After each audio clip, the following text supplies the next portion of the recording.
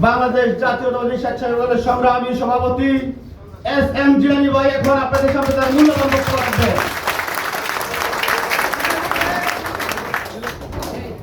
জিলানী ভাইয়ের আগমন শুভেচ্ছা স্বাগতম।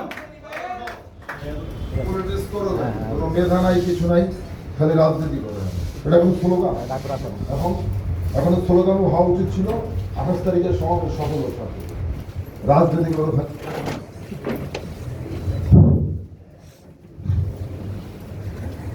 বিসমিল্লাহির রহমানির রহিম। আগামী 28শে মে ঢাকায় তরুণের রাজনৈতিক অধিকার প্রতিষ্ঠার সমাবেশ অনুষ্ঠিত হবে। জাতীয়তাবাদী স্বেচ্ছাসেবক দল, জাতীয়তাবাদী যুবদল এবং জাতীয়তাবাদী ছাত্র দলের সমন্বয়ে সেই গুরুত্বপূর্ণ সমাবেশটিকে সফল এবং সার্থক করার লক্ষ্যে জাতীয়তাবাদী স্বেচ্ছাসেবক দল গাজীপুর মহানগর শাখা কর্তৃক আয়োজিত আজকের এই তাৎক্ষণিক জরুরি প্রস্তুতি সভার সংগ্রামী সভাপতি জাতীয়তাবাদী স্বেচ্ছাসেবক দল গাজীপুর মহানগর শাখার বিপ্লবী আহ্বায়ক, সাবেক মহানগরের বিপ্লবী সাধারণ সম্পাদক জনাব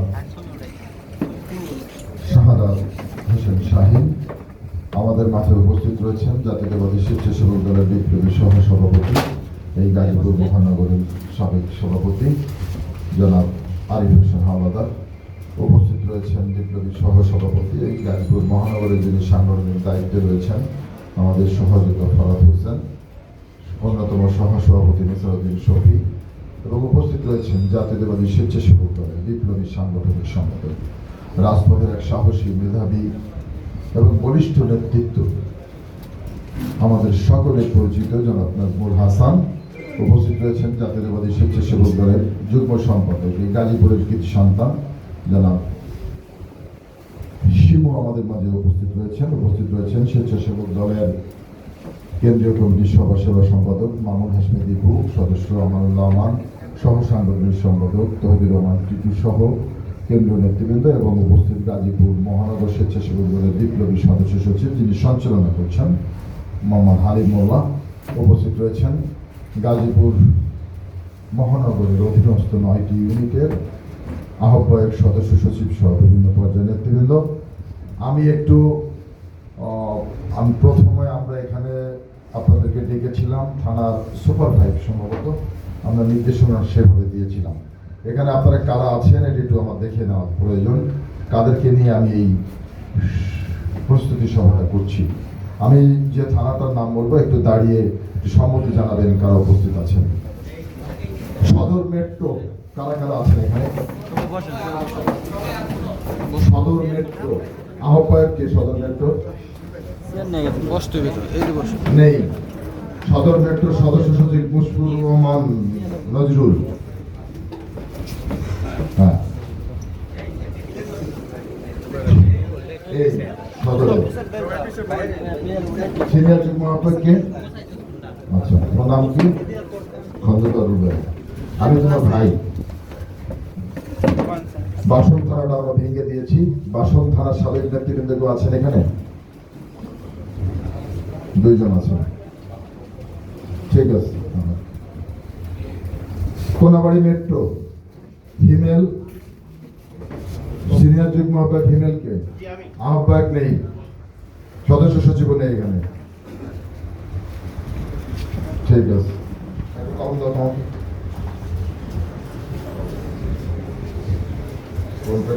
কোনাবাড়ি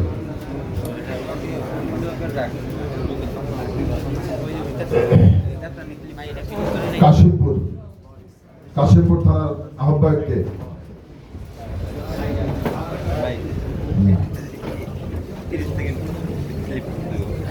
কাশিমপুরে কেউ নাই এখানে, কে আছেন? তুমি কি ভাই,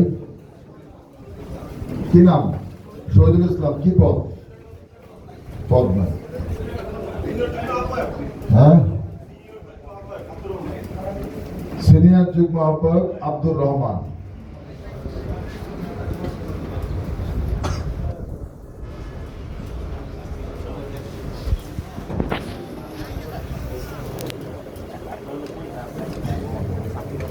তালতিয়া আহ্বায়ককে মোস্তফা, সদস্য সচিব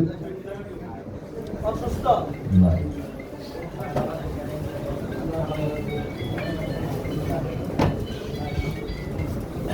গাছা আহ্বায়ককে গাছার তুষার, তুষার সদস্য সচিবকে, ঠিক আছে।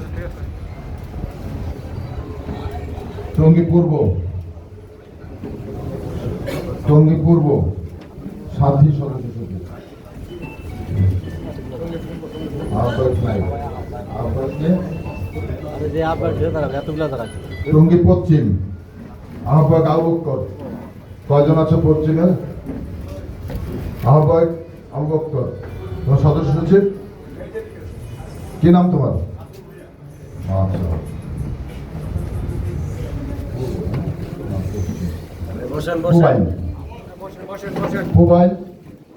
মোবাইলের আহ্বায়ক কাজল, হ্যাঁ। সদস্য সচিব হারুনুর রশিদ, পরে আসছো, ঠিক আছে, বসো। তোমাদের এখানে বসার জায়গা নেই, এখানে বসো, একটু আহ্বায়ক এখানে বসো। প্রিয় সহযোদ্ধা বন্ধুরা, আমি এখানে আসার পরে লক্ষ্য করলাম যে 28 তারিখ যে একটি সমাবেশ হবে এবং গুরুত্বপূর্ণ। আমরা গত 1 মাস বাংলাদেশের প্রত্যন্ত এলাকায় আমরা ঘুরে বেড়াচ্ছি। এটা কি এই গাজীপুর মহানগরের নেতাকর্মীরা জানে না? গাজীপুর মহানগরের নেতাকর্মীরা রাজনৈতিকভাবে সচেতন না? তাহলে আমি আসার পরে এখানে যে স্লোগানগুলো হলো, রাজনীতিকে এই গতানুগতিক ধারায় চলবে? জিলানী ভাইয়ের আগমন, শুভেচ্ছা স্বাগত, জিয়ার সৈনিক এক হও, লড়াই করো। এখানে আমরা যদি এইটা না বুঝি, রাজনীতিকে যদি মেধা দিয়ে না করি, এই গতানুগতিক ধারায় যদি থাকি, আমরা তো পিছিয়ে পড়ে যাব ভাই। বর্তমান সময়ের যে রাজনীতি, এই রাজনীতি তো আমাদের থাকবে না। আজকে আমি মনে করি স্লোগান হওয়া উচিত ছিল 28 তারিখের, যে 28 তারিখকে লক্ষ্য করে আজকের এই প্রস্তুতি সভা। 28 তারিখের সমাবেশ, তারুণ্যের সমাবেশ সফল হোক, সার্থক হোক, চলো চলো ঢাকা চলো, 28 তারিখ ঢাকা চলো, এরকম স্লোগান হওয়া উচিত ছিল। তার মানে কি? তার মানে কিছুই জানো না তো, মানে 28 তারিখ নিয়ে কারোর মধ্যে কোনো ফিলিংস নাই। আমরা তো অন্য অন্য জেলাগুলোতে এই অবস্থা দেখি নাই। গাজীপুর, তার মানে গাজীপুর মহানগর মনে হচ্ছে ক্ষমতায় চলে আসছে, এরকম একটা ভাব সবার মধ্যে, তাই না? চর্বি ভাব জমে গেছে সবার ভিতরে। ঠিক আছে, সেটা দেখলাম আজকে। এখানকার উপস্থিতি যারা দায়িত্বশীল নেতৃত্ব বিভিন্ন উপজেলায় মানে থানাগুলোর দায়িত্ব পালন করছেন, তাদের উপস্থিতি আমাদেরকে বুঝিয়ে দিচ্ছে যে আপনারা ক্ষমতার উচ্চ শিখরে ইতিমধ্যে আরোহণ করেছেন। সে ব্যাপারে আপনাদের সিদ্ধান্ত হবে ইনশাআল্লাহ 28 তারিখের পরে। প্রিয় সহযোদ্ধা বন্ধুরা, 28 মে অত্যন্ত গুরুত্বপূর্ণ এবং সময় উপযোগী একটি কর্মসূচি প্রণয়ন করেছেন আমাদের সাংগঠনিক অভিভাবক, বিএনপির ভারপ্রাপ্ত চেয়ারম্যান জনাব তারেক রহমান। আপনারা এখানে যারা আছেন, আমি মনে করি সবাই রাজনৈতিকভাবে অত্যন্ত সচেতন। সঙ্গত কারণে আমি মনে করতে পারি আপনারা বাংলাদেশের রাজনীতি সম্পর্কে, বর্তমান যে ঘোলাটে রাজনীতি বাংলাদেশে, সেই সম্পর্কে আপনারা সম্যক জ্ঞান পোষণ করেন, ধারণ করেন। বাংলাদেশে এখন নানামুখী ষড়যন্ত্র চলছে, এটা কি আপনারা কিছু টের পাচ্ছেন? 17 বছর আপনারা এবং আমরা দেশনেত্রী বেগম খালেদা জিয়া এবং আমাদের সাংগঠনিক অভিভাবক জনাব তারেক রহমানের নির্দেশে আন্দোলন সংগ্রাম করেছিলাম বাংলাদেশের মানুষের ভোটের অধিকার প্রতিষ্ঠা করার জন্য, বাংলাদেশের মানুষের বাক স্বাধীনতা ফিরে আনার জন্য এবং বাংলাদেশের মানুষের হারানো গণতন্ত্র, সেই গণতন্ত্র পুনরুদ্ধার করার জন্য আপনারা এবং আমরা জীবনের ঝুঁকি নিয়ে রাজপথে লড়াই এবং সংগ্রাম করছিলাম। এই লড়াই এবং সংগ্রাম করতে গিয়ে আপনি এবং আমি আমাদের মাঝখান থেকে অনেক সহযোদ্ধাকে হারিয়েছি। অনেকে জীবন দিয়েছেন, অনেকে গুম হয়েছেন, অনেকে পঙ্গুত্ব বরণ করেছেন, অনেকে দৃষ্টিশক্তি হারিয়েছেন, অনেকের শরীরে শত শত বুলেট নিয়ে এখনো হাসপাতালে চিকিৎসাধীন রয়েছেন। এখানে যারা আছেন সকলের নামে একাধিক মামলা হয়েছে, সকলে একাধিকবার কারাগারে গিয়েছেন, অনেকে অনেকবার রিমান্ডের নামে অমানসিক নির্যাতন ভোগ করেছেন। কথাগুলো সত্য।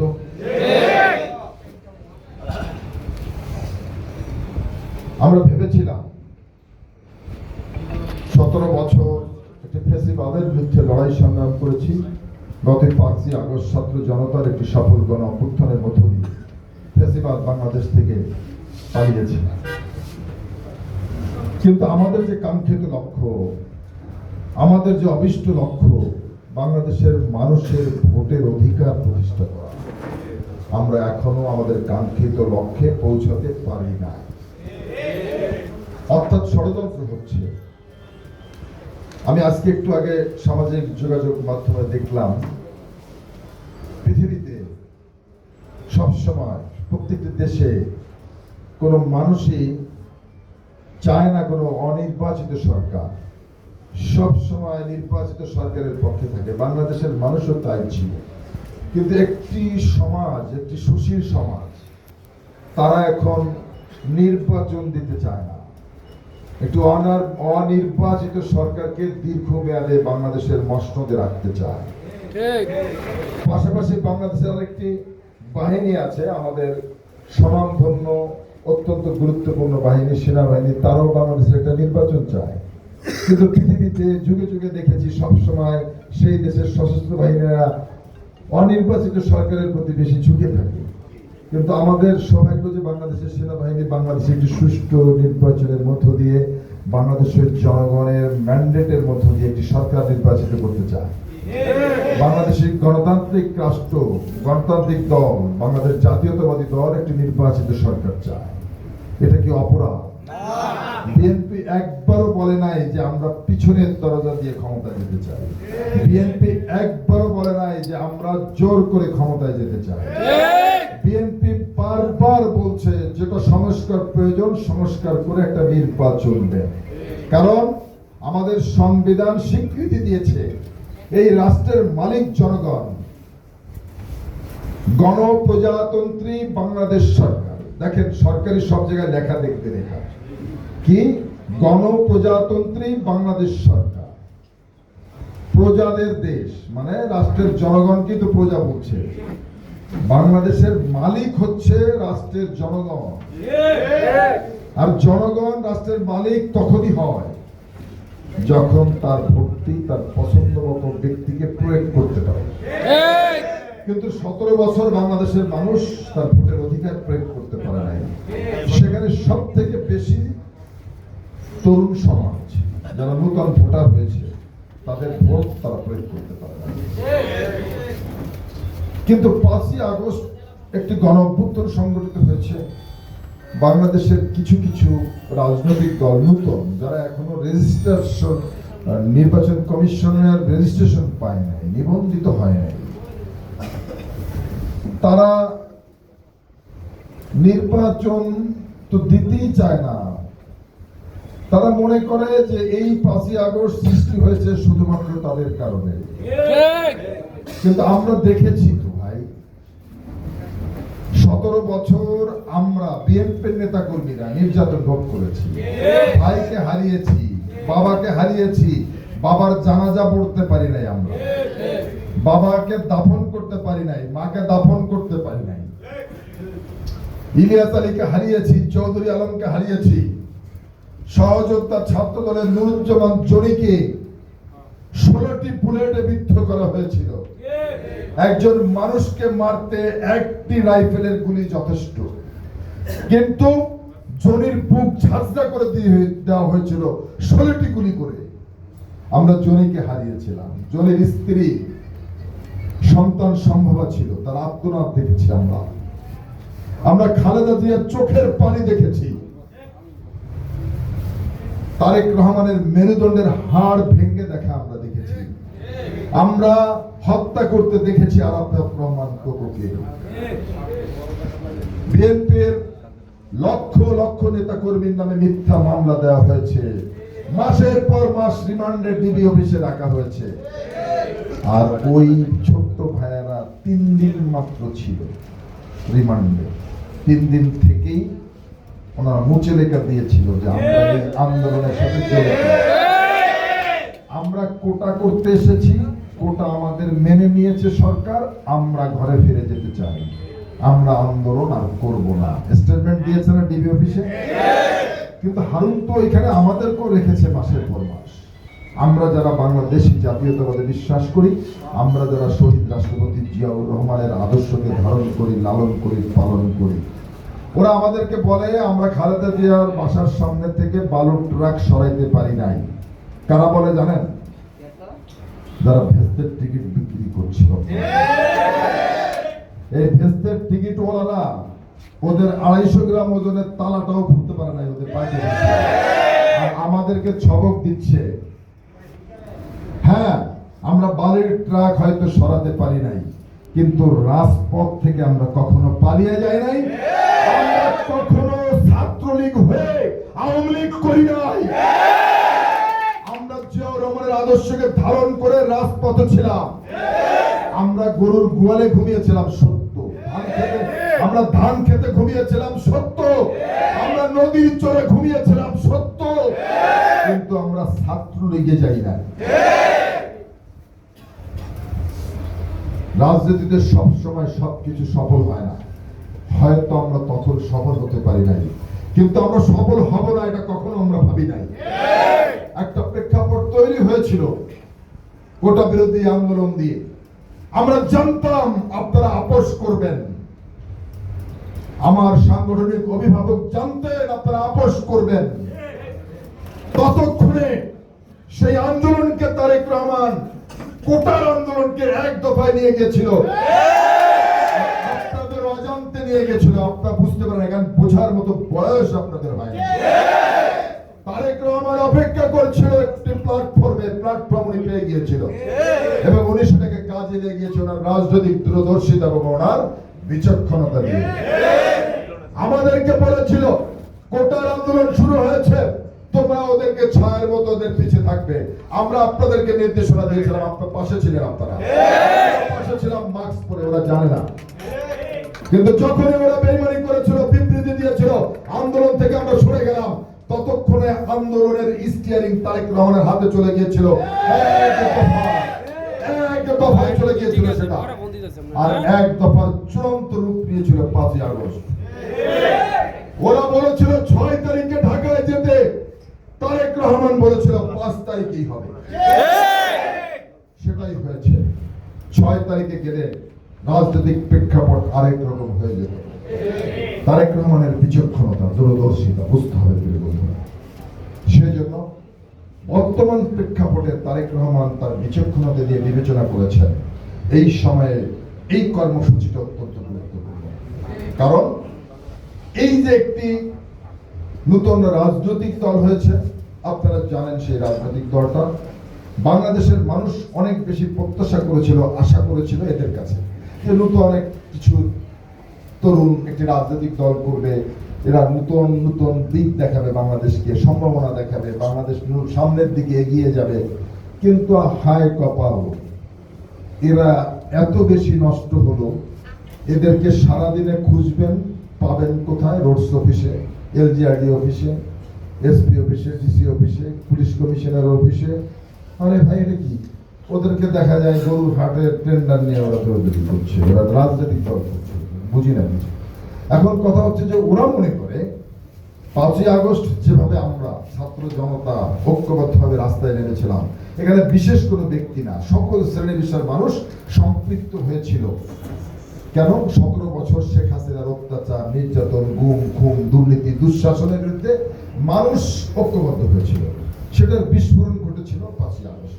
কিন্তু ওরা মনে করছে যে 5ই আগস্ট ওদের আন্দোলনের ফসল, মিথ্যা কথা।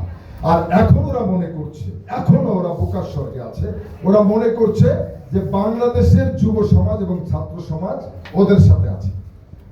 বাংলাদেশের যুব সমাজকে ডাক দিলে ওদের কাছে ঝাঁপিয়ে পড়বে, ছাত্র সমাজকে ডাক দিলে আগের মতো 5 তারিখের মতো ওদের কাছে ঝাঁপিয়ে পড়বে, এটা ওরা মনে করছে। সেটাকে প্রমাণ করতে হবে। ইতিমধ্যে আমরা প্রমাণ করেছি। কারণ বাংলাদেশের সংখ্যাগরিষ্ঠ যুব সমাজ, সংখ্যাগরিষ্ঠ ছাত্র সমাজের প্রতিনিধিত্ব করে আমাদের সাংগঠনিক অভিভাবক জনাব তারেক রহমান। সমাজের প্রতিনিধিত্ব করে জাতীয়তাবাদী স্বেচ্ছাসেবক দল। ওরা যে দাবিটা করছে ফেসবুকে সামাজিক যোগাযোগ মাধ্যমে মিথ্যাচার করছে যে সমস্ত যুব সমাজ নাকি ওদের সাথে, সেটাকে ভুল প্রমাণ করার জন্য আমরা এই তারুণ্যের রাজনৈতিক অধিকার প্রতিষ্ঠার সমাবেশের আহ্বান জানিয়েছি। ইতিমধ্যে আমরা সম্পূর্ণ করেছি চট্টগ্রাম, খুলনা এবং বগুড়াতে, এবং প্রমাণ হয়েছে এই তিনটি সমাবেশের মধ্য দিয়ে আমরা প্রমাণ করতে সক্ষম হয়েছি যে বাংলাদেশের সংখ্যাগরিষ্ঠ যুব সমাজ, ছাত্র সমাজ আমাদের সাথে রয়েছে। ওরা আওয়ামী লীগ নিষিদ্ধকরণের জন্য ডাক দিয়েছে, ওরা সারাদিন চিৎকার করছে রাজুতে আসো, রাজুতে আসো, কেউ যায় না। সর্বশেষে ওই ভেস্তে টিকিট বিক্রিওয়ালারা যে সামিল হয়েছে, সর্বমোট 500 থেকে 1000 জনে উদ্নীত হয়েছিল। এতেই ওদের দাবি মানি নিয়েছে সরকার। সর্বশেষ নির্বাচন কমিশন ঘেরাও করলো, এত টাকাটাকি করলো, কেউ সাড়া দেয় না। শেষ পর্যন্ত ওই ভেস্তের টিকিট বিক্রিওয়ালারা আবার গিয়েছে, সেখানে 500-600 লোক নির্বাচন কমিশন ঘেরাও করেছে। ওই রকম একটা কর্মসূচি পালন করার জন্য স্বেচ্ছাসেবক দলের প্রয়োজন নাই। ওইরকম একটি কর্মসূচি পালন করার জন্য বাংলাদেশ জাতীয়তাবাদী মৎস্যজীবী দলে যথেষ্ট, তাই না? তাহলে কি হলো? ওরা 500-1000 লোক নিয়ে মত তৈরি করে ওরা ওদের দাবি বাস্তবায়ন করছে, আর আমাদের ইশরাক জনগণের ভোট দিয়েছে, চুরি করে নিয়েছে, মামলা হয়েছে, কোর্ট রায় দিয়েছে, তারপরও তাকে তারা শপথ নিতে দেয় না। ওরা বৈষম্যের জন্য আন্দোলন করেছে, কিন্তু এরা অনেক বড় বৈষম্য করছে। এই জুলাই আগস্টে আবু সাইদের আগেও মৃত্যুবরণ করেছে চট্টগ্রাম ছাত্র নেতা ওয়াসিম। ওরা ওয়াসিমের কথা বলে না, কারণ ওয়াসিম জাতীয়তাবাদী ছাত্র দল করে। ওয়াসিমের কথা বলে না। প্রিয় বন্ধুরা, এটা কি বৈষম্য না? সাম্য, ছাত্র দলের সাম্য, যাকে হত্যা করা হলো বিশ্ববিদ্যালয়ের ভিতরে।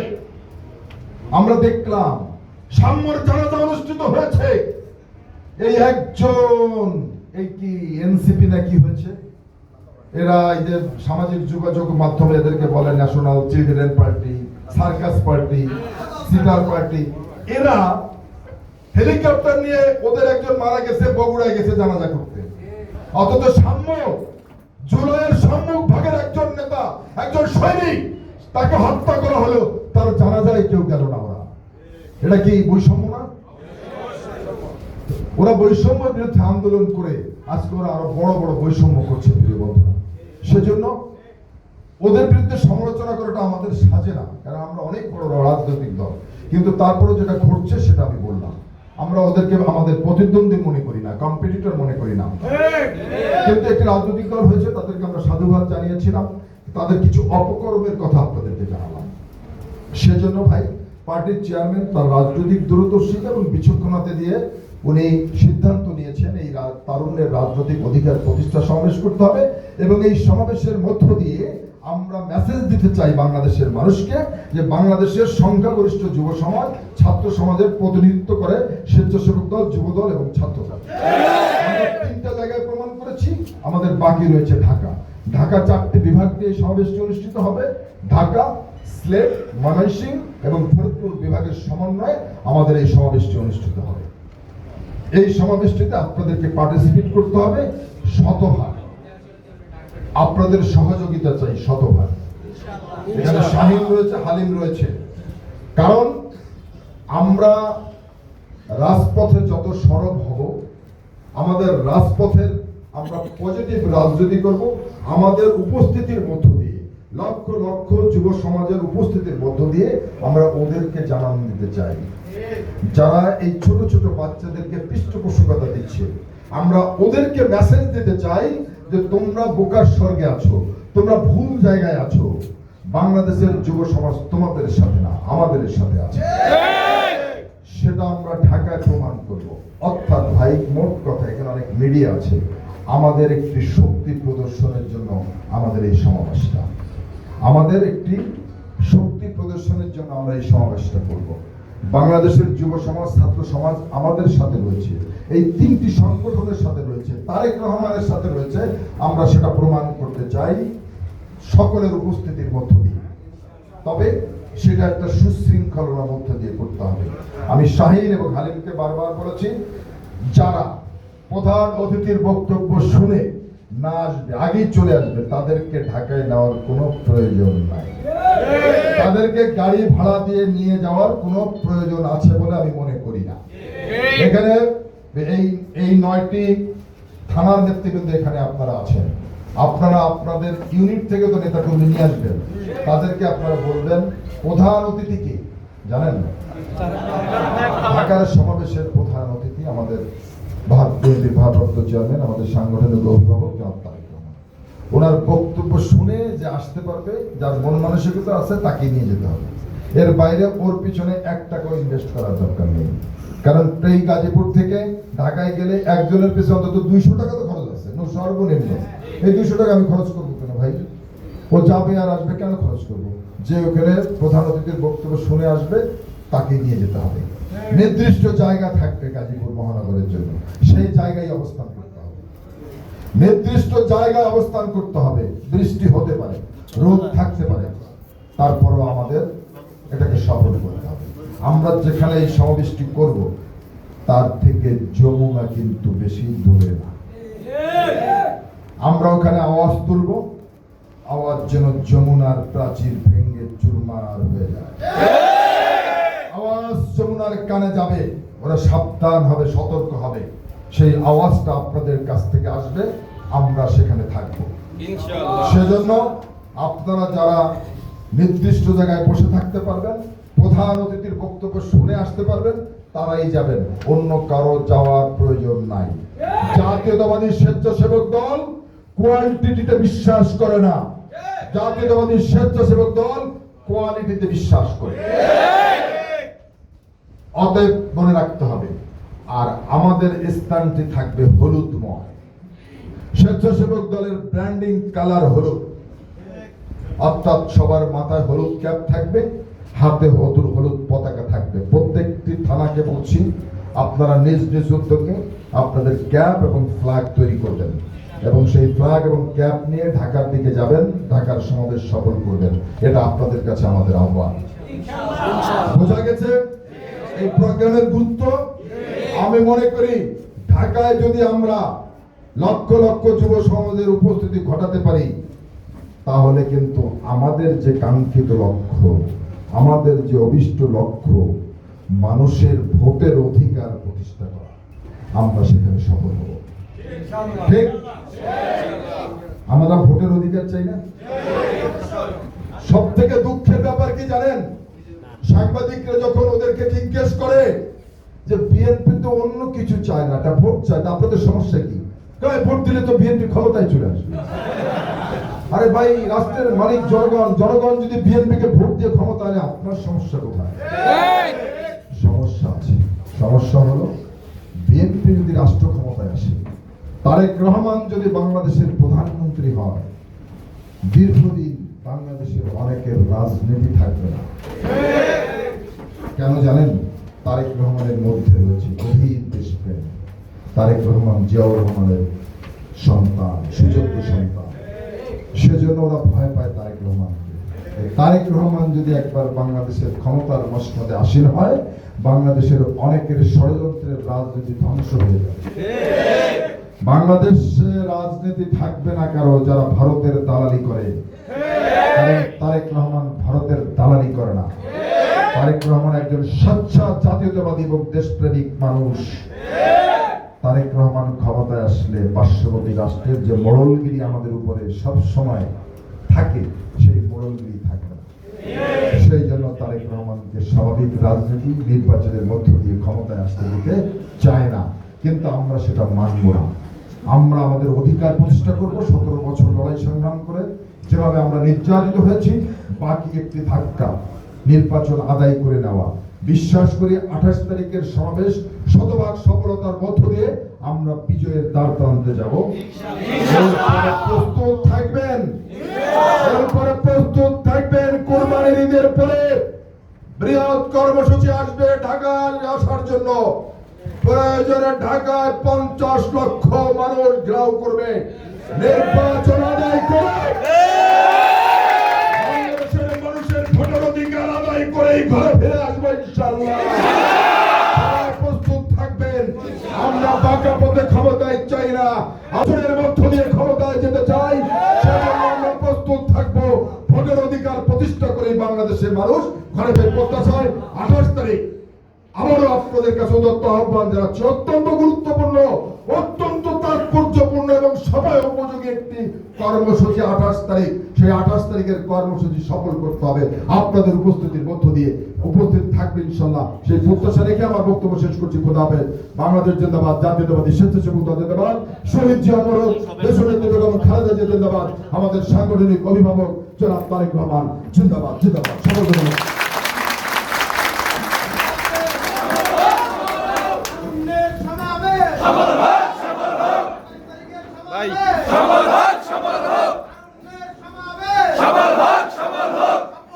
ধন্যবাদ।